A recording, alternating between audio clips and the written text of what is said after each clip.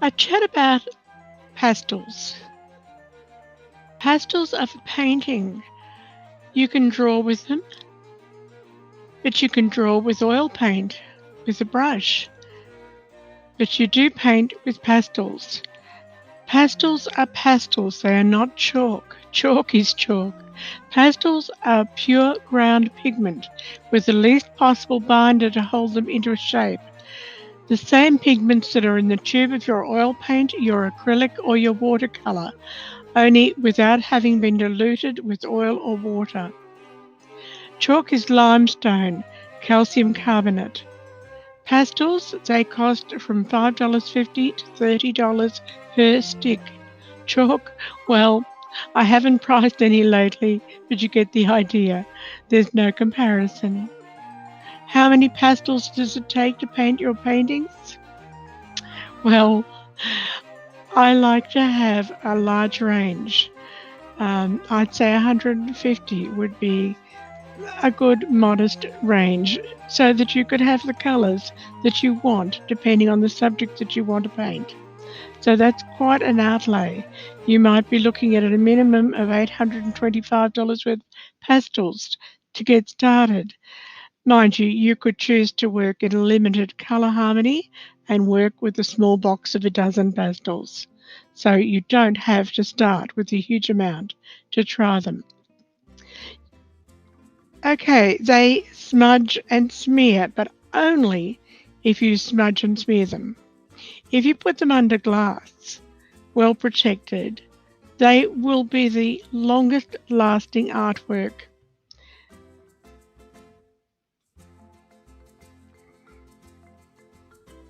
You don't put them under any glass. You don't use cheap glass. You need to use a museum quality glass or a non-reflective glass. That can be 75% of the costing of the finished work.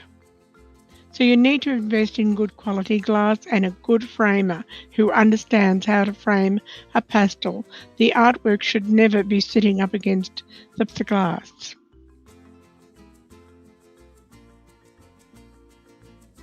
Can you see the similarity of style to working in pastel as to working in oils?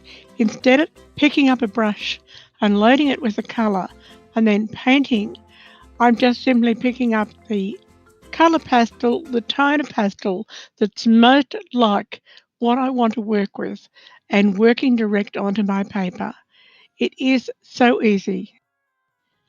The only aspect of this work that I'm finding tricky is because I'm working on a small sheet of paper and I'm trying to do the detail of two riders on horseback and some cattle in the distance, I'm finding it's more difficult to get in and do good, clean, little detail marks.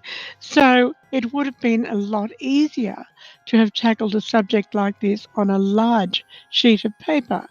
And then when you reproduce it to this small size that you're looking at on the screen, it looks better. It looks more professional.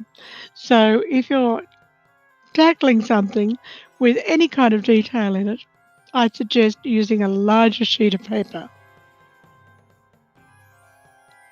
Now you are welcome to ask me questions relating to this artwork, to this lesson, and ask them in the comments and I'll strive to answer them in another video.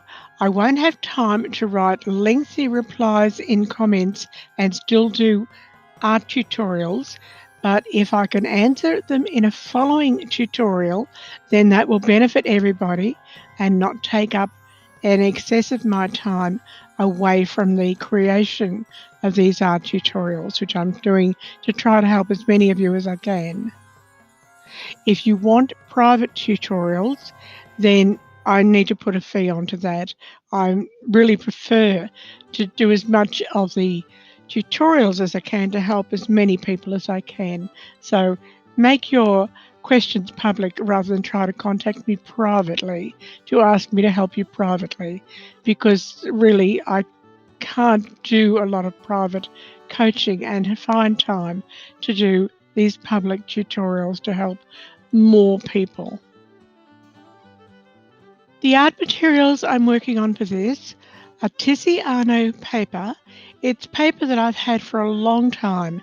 It wouldn't have been my first choice to do this, but because it's a fairly lightweight paper with a very slight texture, but I've had these sheets of Tiziano paper in my studio for probably decades, and I thought it would be a good job to try to use some of it up and also discover how it works with these schminky pastels, which is the soft pastels I'm working with. Now, where I'm using the extremely dark pastel here, I'm using the Unison range. I'd best describe these as being buttery. I have to press a little bit heavier to make a mark than I do with my schminky. Here I'm focusing on putting strong contrast of light and shade into the main focal points of the painting. I'm using a light tone with a warm influenced colour.